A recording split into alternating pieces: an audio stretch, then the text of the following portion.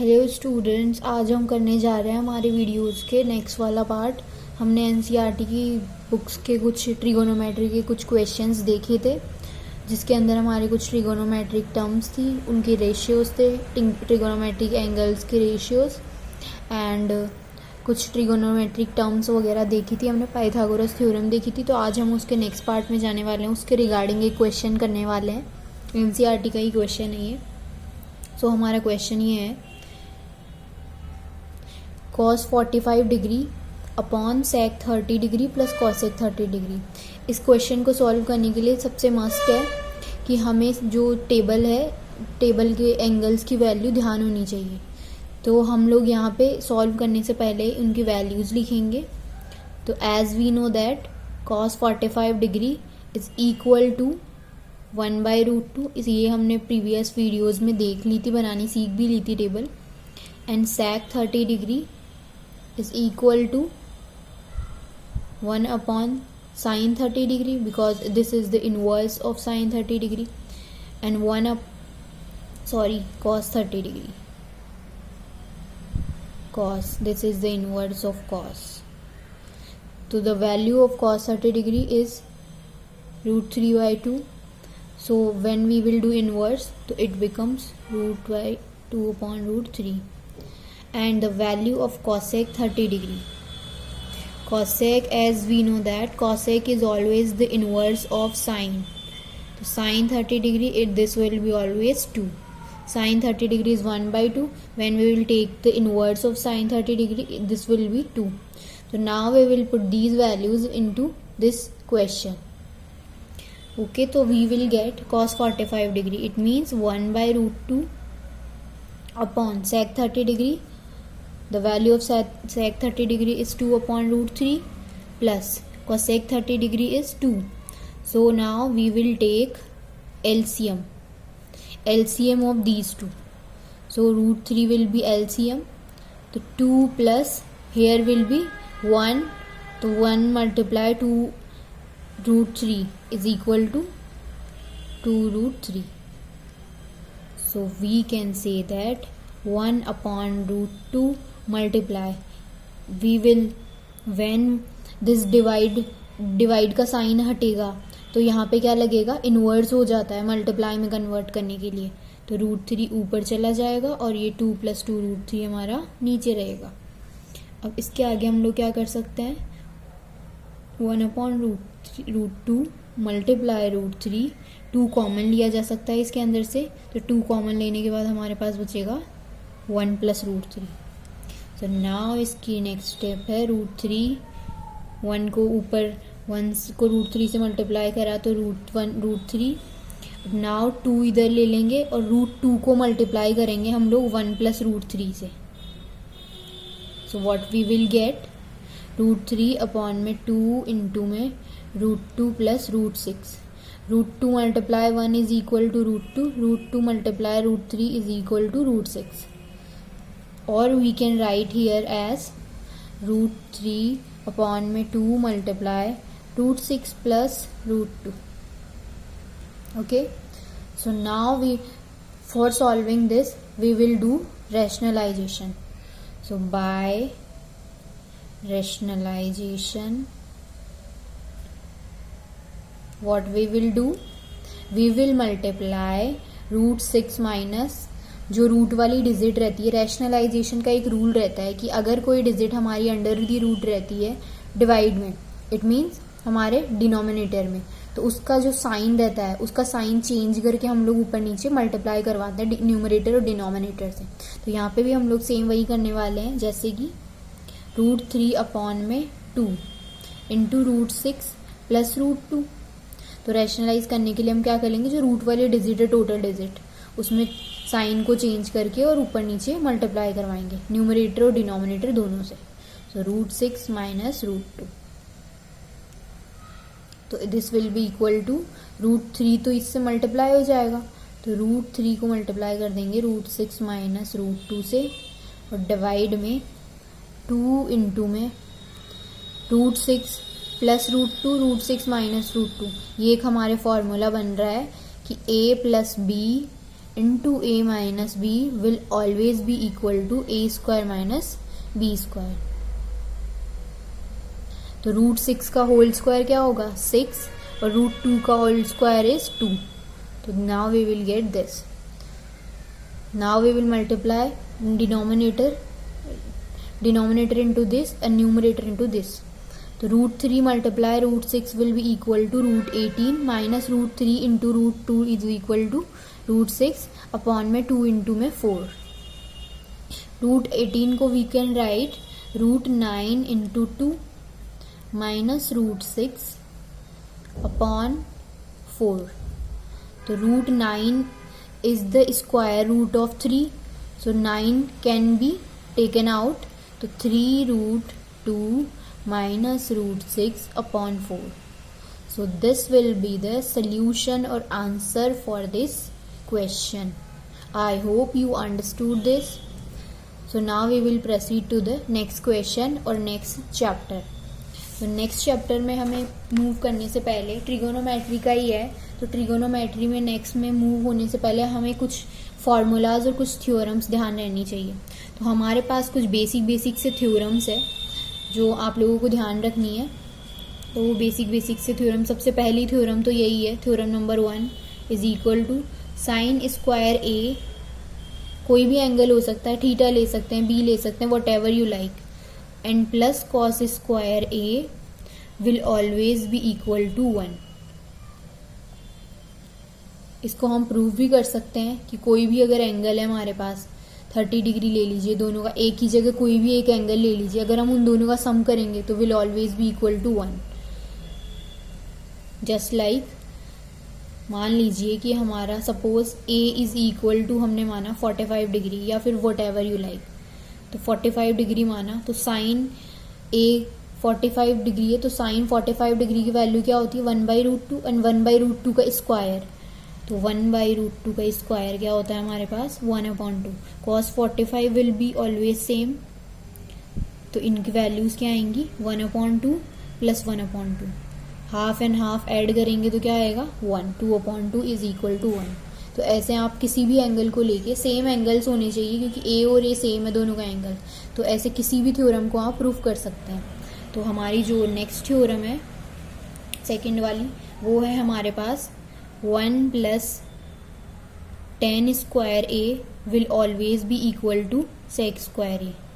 Very important theorems है ये, क्योंकि हमारी जो आगे वाली एक्सरसाइज की क्वेश्चंस है वो सारे इनकी हेल्प से ही होने वाले हैं. तो आप लोगों को ये ध्यान रखनी है, वेरी इंपॉर्टेंट. स्टार मार्क भी कर दिया है मैंने. ऐसे ही था, इसको भी आप प्रूव कर सकते हैं, ये आप करेंगे खुद, क्योंकि एक बिल्कुल इजी है. हमें ए का सेम एंगल लेना है, ए की कोई भी आप वैल्यू मान के इनकी वैल्यूज निकालिए और एक साइड प्रूव करेंगे तो दूसरी साइड वैल्यू आ जाएंगी. LHS इक्वल टू RHS आना चाहिए. LHS को प्रूव करके हमें RHS प्रूव करना रहता है. सो और थर्ड एक और थ्योरम है, 3 ही थ्योरम है सिर्फ.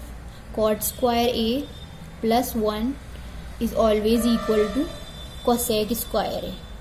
ये रिलेशन भी है हमारे पास, आप कह सकते हैं थ्योरम्स भी है, whatever you want to, but बहुत ही ज़्यादा इंपॉर्टेंट है. Very important theorems for trigonometry, for solving questions of trigonometry. All questions of NCERT will be solved by using these theorems. So that's why these are very important. और इसके अलावा कुछ एक formulas है, जैसे लाइक हमने पहले भी पढ़ा है, tan A is always equal to sin A upon cos A, और cot A will be inverse of tan A, तो that means cos A upon sin A. और इसके अलावा कुछ बेसिक से जो क्वेश्चंस है, जो फार्मूलाज है हमें ट्रिगोनोमेट्रिक इन टर्म्स के बीच में, तो हमने प्रीवियस क्लासेस में पढ़े हुए हैं, तो उन्हें हम रिपीट नहीं करेंगे, आप वहीं से देख लेना. और इसके अलावा कुछ फार्मूलाज है, जैसे लाइक a प्लस बी का whole square is always equal to a square plus 2ab plus B square. a minus B का whole square is always equal to a square minus 2ab plus B square. और a minus B, a square minus B square will always be equal to a minus का b multiply a plus B. तो ये तीनों formulas भी बहुत important है इसके अलावा एक फार्मूला और है a प्लस बी का होल क्यूब, ये होता है हमारे पास a cube plus 3 a square b plus 3 ab square plus b cube. So ये कुछ एक फार्मूलाज है जो आपके क्वेश्चंस में आने वाली वीडियोस में या फिर आने वाले क्वेश्चंस में काम आने वाली है। तो इसके रिगार्डिंग चलिए क्वेश्चंस देखते हैं, आप इसको कॉपी कर लेना आपकी बुक में। इसके रिगार्डिंग हम नेक्स्ट क्वेश्चंस देखते हैं। एनसीईआरटी से मैं एक क्वेश्चन ले रही हूँ आप लोगों को ताकि समझ आ सके, बहुत सिंपल सा है। तो क्वेश्चन लेने जा रहे हैं। Question, I hope this is visible to you. Question, तो हमारे पास जो फर्स्ट क्वेश्चन है वो हम लोग ले रहे हैं 1 plus tan theta plus sec theta. बहुत सिंपल क्वेश्चन है, बस हमें फार्मूलाज यूज़ करके और इसको सॉल्व करना है और कुछ नहीं करना। इसकी वैल्यू फाइंड आउट करनी है हमें, इक्वल में क्या वैल्यू आएंगी कॉसेक थीटा। तो हम इसकी वैल्यूज़ कैसे फाइंड आउट करेंगे? सबसे पहले हमें एक हिंट मिली है कि tan थीटा की हमें वैल्यूज़ पता है कि साइन अपॉन कॉस में होती है और sec theta is always equal to 1 upon cos theta. तो मतलब एलसीएम हमारा कॉस थीटा आ जाएगा। ऐसे ही कॉट थीटा पता है हमें, कॉसेक थीटा पता है। तो वैल्यूज़ पुट करेंगे। tan थीटा, पहले वैल्यूज़ लिख लेते हैं। tan थीटा सोल्यूशन करके tan theta is equal to sine of theta upon cos theta. Sec theta is equal to what 1 upon cos theta. Cot theta is equal to cos theta upon sine theta. cosec theta is equal to 1 upon sin theta. So now we will put all these values into this. So what we will get, 1 plus sin theta upon cos theta plus 1 upon cos theta multiply 1 plus cos theta upon sin theta minus 1 upon sine theta. Now अब हमारा next step क्या होगा? हमारा next step होगा कि हम इनका LCM ले। तो हमने एलसीएम लिया है इसका कॉस थीटा और इधर वाले का एलसीएम आएगा हमारे पास साइन थीटा। ब्रैकेट में लिखेंगे दोनों को क्योंकि दोनों मल्टीप्लाई में चल रहे हैं। इन दो ब्रैकेट्स का मतलब है कि दोनों मल्टीप्लाई में एक दूसरे के। तो कॉस थीटा यहाँ पे नीचे एलसीएम में कुछ नहीं है तो 1 से मल्टीप्लाई होकर कॉस थीटा क्या हो जाएगा, यहाँ पे कॉस थीटा आ जाएगा plus sine theta plus 1 as it is आएगा। यहाँ पे भी same sine theta plus cos theta minus 1 as it is आएगा। तो अब हम इन दोनों को मल्टीप्लाई कर सकते हैं। मल्टीप्लाई कैसे करेंगे? यहाँ पे sign theta plus cos theta है, यहाँ पे भी cos theta plus sine theta. तो मैं ऐसे लिख सकती हूँ कि साइन थीटा को पहले लिख दूँ या कॉस थीटा को बाद में लिख दूँ। तो ऐसे भी लिख सकते हैं क्योंकि 2 में चाहे 2 + 3 लिखो चाहे 3 + 2 लिखो, इज द सेम थिंग, होना 5 ही है। तो sine theta plus cos theta plus 1 and here sine theta plus cos theta minus 1 और डिवाइड में क्या आएगा हमारे पास cos theta into sine theta. So this is our cos theta into sine theta. तो देखो हमारे यहाँ पे हमें एक फॉर्मूला नज़र आ रहा है इसके अंदर कि sine theta plus cos theta हमारा ए बन सकता है और 1 हमारा बी बन गया। Sign theta plus cos theta यहाँ पे हमारा ए बन सकता है और 1 बन गया हमारा बी, क्योंकि दोनों की वैल्यू सेम है, ये दोनों ए और ये दोनों बी। तो क्या फॉर्मूला बन रहा है हमारा ए प्लस बी इंटू ए माइनस बी। आपको पता है कि ए प्लस बी इंटू ए माइनस बी अभी हमने इसी क्लास में देखा है कि ये होता है A square minus B square. It means ये क्या होगा कि साइन थीटा का प्लस कॉस थीटा का होल स्क्वायर माइनस 1 का स्क्वायर और अपॉन में cos theta into sine theta as it is चलेगा। यहाँ से भी हमें एक फॉर्मूला याद आ रहा है कि a प्लस बी का होल स्क्वायर बन रहा है। तो यहाँ पे हम मेंशन करेंगे कि a प्लस बी का होल स्क्वायर क्या होता है हमारे पास a square plus 2ab plus B square. तो now we will put this formula into this. तो हमें क्या मिलेगा, sine square theta, sine theta का whole square is sine square theta, plus 2ab is 2 sine theta into cos theta, and plus B square is और cos theta का whole square is cos square theta, minus 1 का square is 1 upon में cos theta into sine theta. Equal में हम लोग लिख सकते हैं. अब हमारे पास देखिए यहाँ पे एक थ्योरम बन रही है कि sine square theta plus cos square theta.